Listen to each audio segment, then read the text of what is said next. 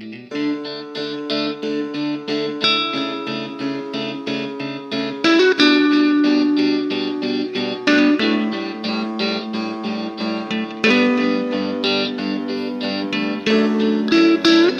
injuries from installing drywall. Part 2. Workers who handle drywall sheets are at high risk of overexertion and fall injuries. NIOSH, which is short for National Institute for Occupational Safety and Health, research has led to recommendations for preventing these injuries.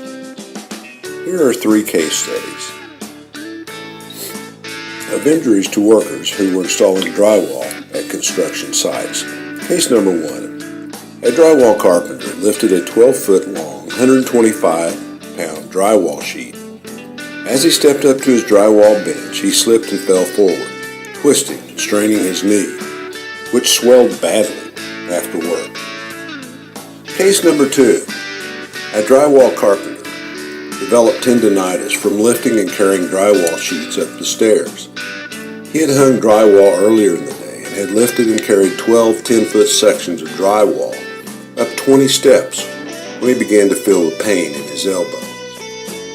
In case number 3, a drywall carpenter dislocated his shoulder after lifting and hanging multiple 16-foot long, 125-pound drywall sheets on a ceiling. He and a partner lifted and carried each sheet from a pile, climbed onto the work platform, then lifted the sheet to the ceiling.